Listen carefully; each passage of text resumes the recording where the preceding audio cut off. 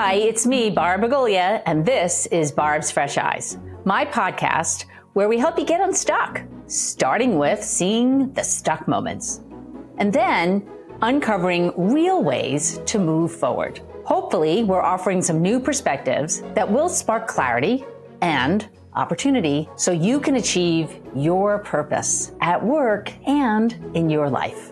If you feel like you've plateaued, like you've exhausted all the possibilities in your current role, today's conversation is for you. I'm talking to Andrea Zaretsky, the CMO of Morgan Stanley Wealth Management, about the power of restless curiosity and what it means to continuously challenge yourself. It's a candid, real-world look at what happens when you refuse to stand still, turning professional stagnation into career propulsion.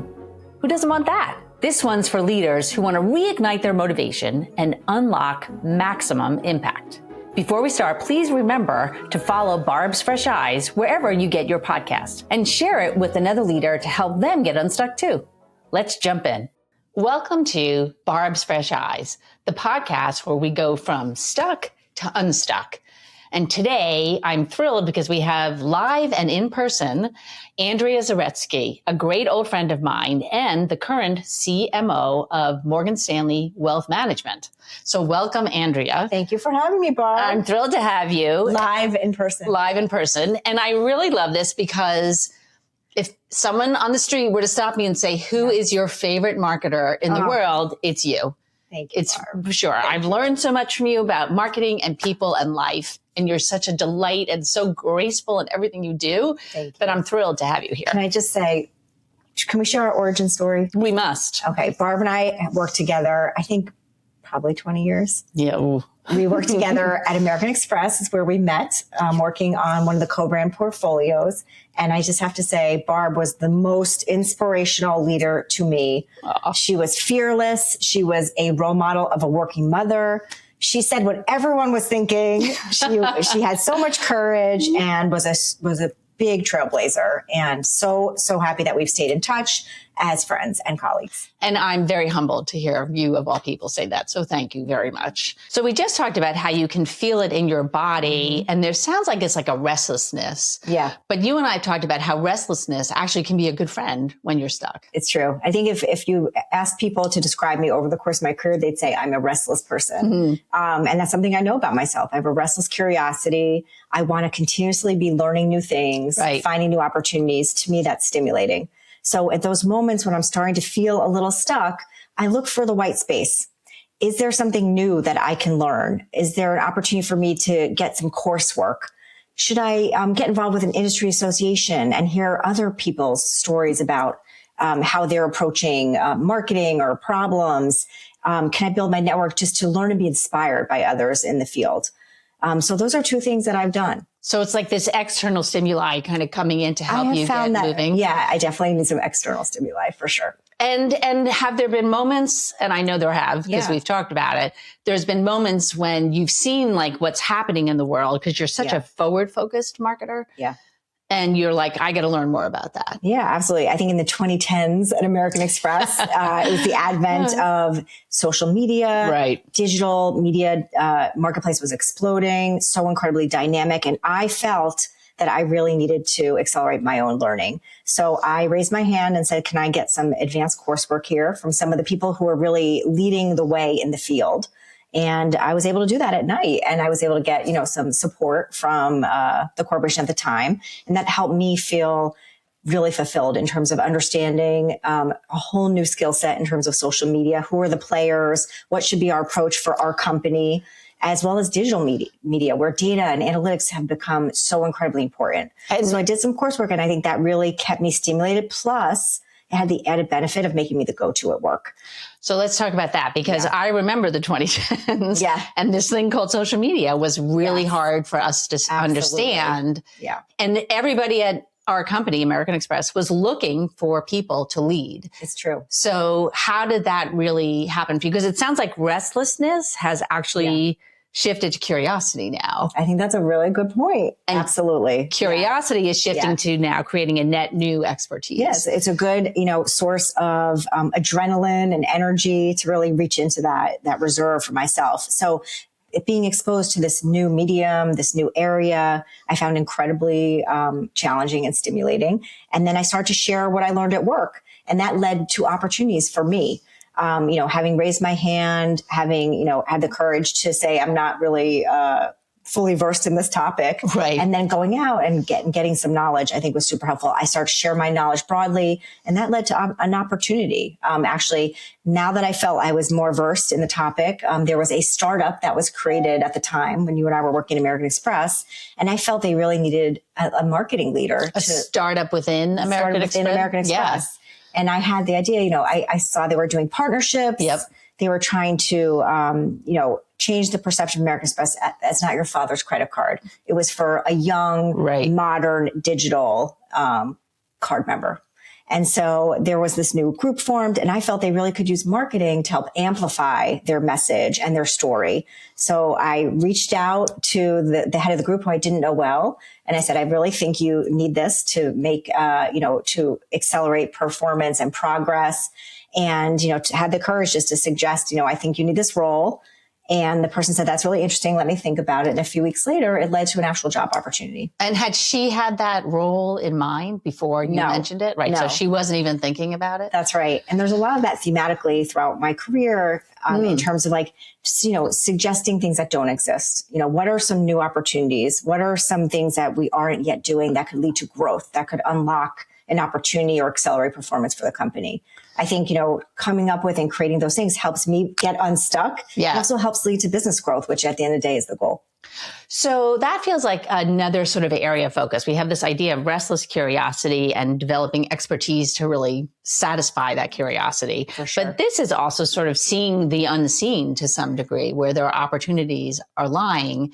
And there's some risk involved with that, Andrea. So I'm curious, when you do that, and I think there's been a couple of times in your career that you have done that, both at Amex and other places. Yeah. Do you have criteria, or what do you think about? When are you willing to take that risk? When are you willing to jump into something? I think, first and foremost, and I tell this to people I work with, who are also looking for career advice or developing in their careers, looking for mentorship, you got to do your day job well.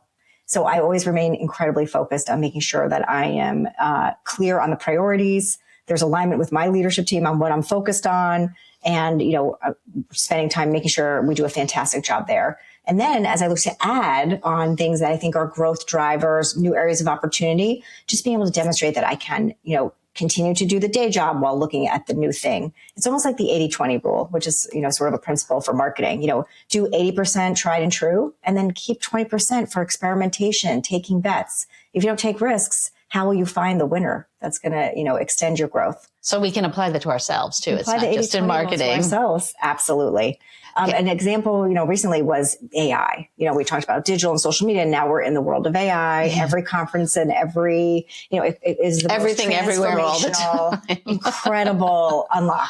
And so I too knew for marketing, there was an opportunity to really get very educated, well-versed, understand where we could potentially leverage AI to unlock growth within the marketing function. So with my team, created the first marketing GPT at Morgan Stanley and launched it earlier in the year. Fantastic. Which was another example of what's the new space? How do I get smart about it? And then what can I offer in terms of a growth path for the company? I want to go a little bit deeper into this notion of taking some leaps, taking some risks, because you've done it a bunch of times in your careers. For sure. And at the end, I'd love to hear about now, if you were going to take a risk tomorrow, do you have some criteria that you would want to think about? But before we even go there, sure, let's talk about some of the risks that you took, the leaps that you took, I'd rather call them, and what they did for you and what you learned from them. So I was always interested in retail and e-commerce, and this opportunity presented me with the chance to go deep in those areas and take my marketing skill set and see how translatable it was to a different vertical. So important. But what I did see that led to was I did get tremendous depth in e-commerce and retail, and that led to an opportunity with Sephora, which was looking for somebody to transform their organization in terms of CRM, a front to back transformation. And so if I didn't have that retail experience, they said they wouldn't have hired me. So it led to a really exciting opportunity to expand my network. Beauty and retail was a completely different area that I'd worked in. I was able to bring some of what I do, which is marketing, as well as I launched their first credit card, taking that experience from our background and grew my network and my skill set. So that was an amazing experience. Absolutely. So when you look back now, especially at the Sephora opportunities, what made you say yes to that opportunity? Sephora. Yeah. Just, another iconic brand, a leader in premium beauty. I love the fact that the business is really comprised of founders, entrepreneurs. Nice. Particularly a lot of women founders. And I thought that was fantastic. And again, opportunity to work with incredibly bright people who are innovating and leading the way in their industry. And then from Sephora, we went to Morgan Stanley. I had an opportunity to join E-Trade after Sephora.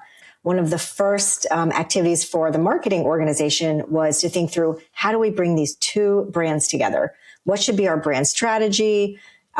Which was, an incredibly important endeavor and journey to start. And E-Trade had been another iconic brand with the baby. Yeah. Amazing opportunity for me to be the chief marketing officer, which had always been sort of an aspirational goal for me, combining brand and performance marketing, two loves. And, lead the brand into the next generation.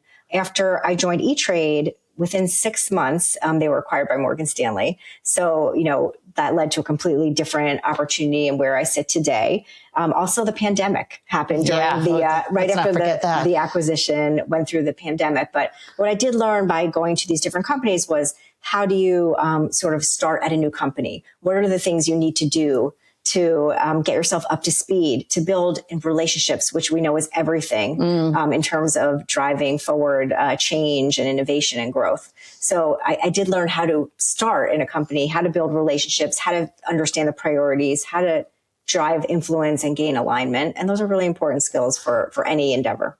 So I think they're really important at every level of your career. And I think it's a specific emphasis for our friends in Generation Z, because that's a stuck moment. Like when you first started a job, you can be anxious, you can be. Totally. So how do you do that? How do you're building relationships, you're meeting people, you're being your wonderful self, right? So that they can kind of connect with you. Yeah. But I do want to I think this is a really important point for people. It's a way to get emotionally unstuck as well as professionally unstuck. So I think it's a good little call out. Yeah. It's courage and confidence. And as you said, relationships. And you develop that over time. And I think the most important thing for me was it pushed me out of my comfort zone. It stretched me in terms of my ability to show up and come with a point of view quickly on what needed to get done. Right. Which I rely on every day. And that 80-20 rule, how does it play out with that notion of what needs to get done? Don't overthink what has to happen. Look at the obvious thing that needs to happen. How does that factor in? You have to figure out quickly what's driving the business and how do you double down on those things that are winners, but how do you make sure that you cultivate a really healthy innovation arm to continue to experiment and figure out what are the big next wins. So it's really, really important. You got to do both. So you've really showed up at E-Trade and now Morgan Stanley Wealth Management, and you've kind of got things humming along. This could be a moment to say, what's next?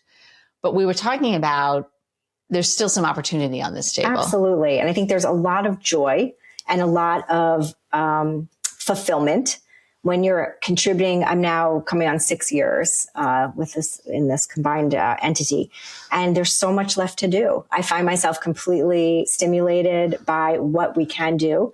And, in terms of the themes that we've discussed, I knew an area that was, super important is AI. Yeah. And so I felt that was an opportunity for me to get smart, figure out what we could do specifically within the marketing function. How do we leverage AI to drive efficiency and productivity and growth within my function? So I did everything I could to gain knowledge, meet with the partners that we work with, and figure out how do we create a GPT that can help our marketers. 500 marketers are now, leveraging this across the company. And that's been incredibly stimulating for me.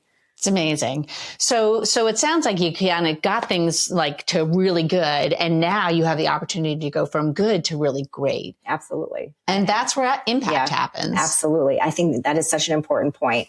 I think, really specifically as we're younger in our careers, we're more junior, there's this big desire to keep moving. I think, every 18 months to 2 years, I was looking for the next thing. Yeah. And I think, as your career progresses, this is something I learned later. There's so much to be done. Once you're at a more optimal performance level, there is so much more impact that you can have. And there is such goodness in staying and driving at that level. So when we think about impact, what we haven't talked about is the impact, the unbelievable impact you have had on people, the people who've worked with you and the people who have worked for you. And I'm one of those people. And you've had an impact on me. Yeah. But when you look at a team now and think about it and go back to our theme of stuck to unstuck, absolutely. Love to hear, how do you know when your team is stuck as a leader? Yeah. I think, one of the key signs is the work progressing? Is the work evolving? Are there new ideas here, particularly in the marketing function where there's so much creativity with marketing strategy? So there are moments when I can sense that something is stalled and potentially the team is unstuck. And some of the things that I've done that have been really helpful over time is let's get everyone in the room and let's bring in some people who maybe are new to the problem that we're trying to solve. Nice. Is there an opportunity to bring in, if we have creative agencies, can they come in with their fresh eyes and fresh thinking? Are there strategic consulting firms who can help?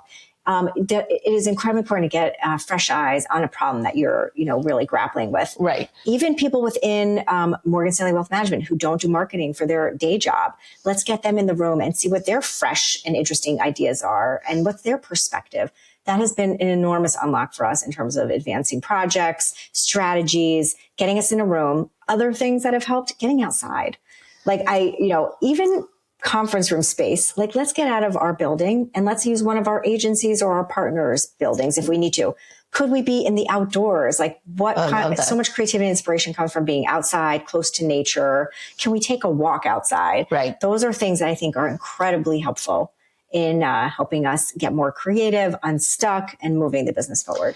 And I was also curious about when you think about it from a coaching perspective and a leadership perspective, at more of a one-on-one level, how do you help your important team members get unstuck? Like leaders have probably felt about me, I certainly can sense when I have a team member who might be feeling stuck. Yeah. And so I really try to make sure to open the doors for that conversation, make sure they understand this is a safe space. I want, the people who work for me to know that I'm in it for their growth and development. I have their best interests at heart. It is a safe space. I share my experience to help, make sure that there's an opportunity to open up and we build trust. But if I send someone stuck, like I say, let's have a conversation. How are you feeling? And if you don't, that's where I'm going to even stop you because that question, how are you feeling? Yeah. Which is not what are you doing? How are you achieving? It's how are you feeling? Yeah. Is such an important question. Absolutely. And you've asked me that over the years. Yeah, it's the question. Feeling? Are you engaged? Are you passionate about what you're doing? What do you like and dislike about what you're doing? Right. What are the challenges you're facing? I find like talking about feelings and emotions helps open up the door. Sometimes also I found like people aren't ready to have that conversation. So I let them know in advance, I'd love to check in on your development, on on how you're feeling, come to me with some thoughts. Like I think surprising people is tough. Give them a little chance to prep, a little reflection. Yeah. When that meeting shows up in your calendar that your boss wants to talk to you and you don't know why, you're like, what we're trying to do on the team really is, we all have one-on-ones in the workplace. I'm trying to convert each quarter one of those one-on-ones in advance, like booking the whole year. And I'm having all of my leaders on my team do this as well. Every quarter, we flip one of those business one-on-one updates to a development discussion. And so it is known, it is on the calendar. Yeah. And we even use a template just to have a thought starter. What are a couple of things that you want to work on? Whether it's development for a skill or a leadership competency, or is there mobility that you're interested in, whether it's internal or even external, right? Or is there schooling on your mind? So we have open, honest dialogue. At the beginning of the year, we talk about a couple of things that they might want to work on, and then we use those sessions. If we don't want to stick to the quarterly schedule, my door is always open. But I want to know, everyone needs to know, I'm there for them. Hopefully that provides them trust and an opportunity to discuss. And then we talk about some ways to get unstuck. Is there a stretch project? Is there mobility opportunity? Yeah. How do we keep you feeling super engaged and recharged? And why is that so important? Like at the end of the day, it's obvious, but it isn't. Why is keeping people super engaged? Like what has that done for you as a leader? I think, and I think you would probably say the same thing. You want people who want to run into work every day, like how we feel when we're at our optimal performance and engagement level. You want people who want to be there, who want to solve problems together, who want to work as a team and collaborate. You need to have that mindset. Not everyone is going to have a good day, and that's cool. But like over a period of time, you want to have more days where you're running into the office than not. Yeah. And so it really enriches the team to have people who really are gelling as a team, want to be there and want to drive change together. And in my case, do amazing things for our partners and clients. It's amazing. So we talk about how you at the team level get from stuck to unstuck, both for people on your team, but also at the scale team level. So when has this really played out for this? Why do you believe this is the way to do it? If I were to think about an example, as I shared, we needed to figure out what is the brand strategy going to be? How do we bring these two beautiful, iconic brands together? And, that was very emotionally charged. Right. But we wanted to, really make sure that we invited some fresh perspective because the team was really stuck. What do we call this new entity? How should we market E-Trade now that it's with Morgan Stanley? Yeah. Should we bring the baby back who had been retired for the last 8 years? So we got everyone in a room and then we invited new folks who hadn't been living with the E-Trade brand, folks on the Morgan Stanley side who had a different unique perspective. And we brought in agency partners and, strategic partners who maybe had fresh eyes on this particular situation. And then very importantly, we spoke with clients. My favorite thing. The most important thing, like what is the perception of each of these brands? What should we know in terms of our go forward strategy? What should we maintain? And where should we lean into? Given this, this new paradigm, this 1 + 1 = 3 merger. Right. And so, in the end, we decided to call it E-Trade for Morgan Stanley. We brought the baby back to announce this very exciting news on the stage of the Super Bowl. Which, was the most incredible place to introduce a new brand. And I think it was really due to the fact that we brought in new folks, we had fresh eyes, we had fresh perspective, and we really stayed close to our clients. And we really root ourselves in mission and purpose. Now you're talking my love language. Yeah, exactly. So I think that was really one of the biggest, sort of ingredients for success. Be true to our mission and purpose, which is to make sure that we're continuing to provide opportunities for people to accelerate their financial planning and their financial health. So when you focus on the mission or purpose, the purpose was the end goal for the customer is what you're talking about.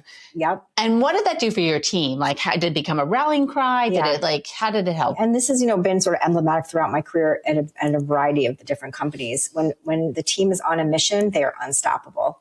So it has to be authentic. Yeah. You really need to be in touch with the team as well as the clients and the purpose of the brand and the company. And then you'll see magic happen.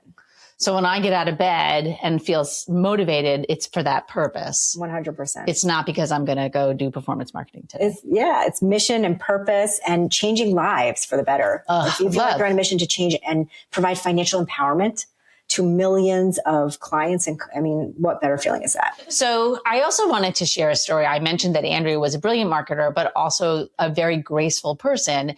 And there was a moment where I was not paying attention and we were having sensitive conversations in a space that I should not have been having that sensitive conversation. And Andrea was like, you got to stop talking. And I was like, yeah, you totally did. And I thought, I remember coming into work the next day thinking she's going to think I'm like a not good person because of this. And you could not have been kinder and more graceful to me in that moment. And when I think about it in the context of unstuck and stuck, that could have really got me stuck. I could have wallowed in that, honestly, a little bit because I'm very sensitive to that. And because of your gracefulness, I didn't wallow and I didn't get stuck. So thank you. Because that really, how many years later is it that I remember that story? And it also shows this is what people remember. in terms of colleagues, mentorship, leadership. They remember the moments where you show grace, right, and kindness. So it's important for all of us in terms of how we lead and how we go forward. Right. It sticks with you. I think the other thing about getting unstuck with you in particular is you are always you. You are, like, authenticity is a word that's a little overused, but you are always your true authentic self. Like, I don't think you ever walk in a room as somebody else. And I think it's amazing. Barbara. Can I turn the tables a little? I have experienced your leadership at large companies, and I know how you create this environment and culture where there's just an incredible mission, purpose, and creativity. And I really wanted to make sure your readers hear from you. What is an example of how you do that? How do you unlock your stuck team? So when my team is stuck, it usually starts with me. So I have to make sure I'm getting unstuck and bringing people along on that journey. And the way I get unstuck often is listen to my customers. And my customers talk to me in many different ways, including data. Like, how they use your product is them talking to you. So it's like a crystal ball to me of customers' data. So that's really where I start. And in fact, I was looking at some data way back when I was working at Amex, and it was with a very premium part of our base. And I noticed that my email list was shrinking. And in those days, email was the channel that you communicated to customers with. Still is in some regards. Yeah, it is. So it's really important. And I'm like, why is it shrinking? Like, what's wrong? I'm thinking there's a systems issue or something like that. But what I found actually was our best customers were taking a 5-step process to go on our nasty little website and opt out of all communications. Wow. They were telling me that what we were sending them was white noise and we were bothering them more than we were adding value. Wow. I got my leaders in a room and said, okay, what are we going to do about this? Yeah. And we came up with, and I think this is actually a very important point, a mission statement. I love that. Because people need to know, like, you can't keep missions and purpose a secret. That's right. So the mission statement was every interaction with our customers was going to be valuable to them. Like, we bolded the to them part of it. Yeah. And it was amazing for me to kind of sit back and watch the energy shift within my team. Yes. Because we went from this sort of defense of stopping everybody from sending everything in the world to our customers for my team, especially more junior people, to say, how is this valuable to them? Yes. They would even say, Barb's not going to let us do this unless like my name got quoted more than I ever know. I feel like I remember this. Yeah, it was really funny. But it really shifted the dialogue and the conversation. And everybody, and this is one of the reasons why I still love American Express as a brand, everybody who worked there was committed to creating this brand experience. 100%. Like, it really mattered. The best customer service in the world. Right. So when you said to somebody, how is this valuable to our best customers? If they didn't have a good answer, you didn't need to tell them that this wasn't a good idea. They would know. And it really was a shift. And like, we put a big banner in my office to say, is this valuable to them? Yeah. And it really did make a shift. I love that. Great story. Okay, so Andrea, tell me, what is your one do now, start today activity that you would offer to my listeners? I would set up a one-on-one with yourself. I love. That is your opportunity to check in with yourself and ask, how am I feeling? Love that.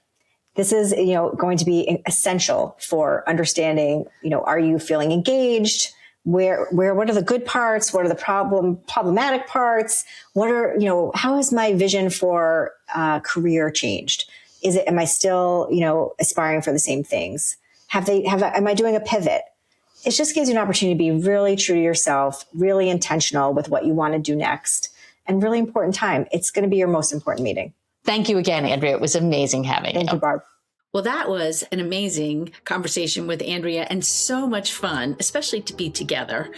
She offered so many pearls of wisdom. I have pages of notes from our conversation, and they're so rich and valuable, like anchoring on relationships and seeing the unseen and going from good to great, bringing in outside eyes. Like, it's just an incredible conversation. I'm going to listen to it many more times because every time I listen to it, I hear something new.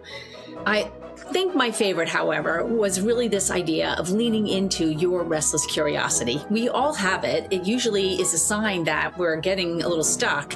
And if you lean into it, it can really get us unstuck physically, unstuck emotionally, and potentially lead to some new skills and expertise that can lead to new opportunity. And who doesn't want that? So thank you so much to Andrea for coming and joining me today on Barb's Fresh Eyes. Let's really lean into her suggestion on this Do Today activity, which I just loved. So set up on your calendar a meeting with yourself, a one-on-one session with yourself, and ask that ever important question, how am I feeling? Start there. I am positive it will lead to some really good, thoughtful insights about where you are, and even more importantly, about where you want to go. Thank you so much for listening to Barb's Fresh Eyes, and don't forget to subscribe and share wherever you hear your podcasts. Thanks again.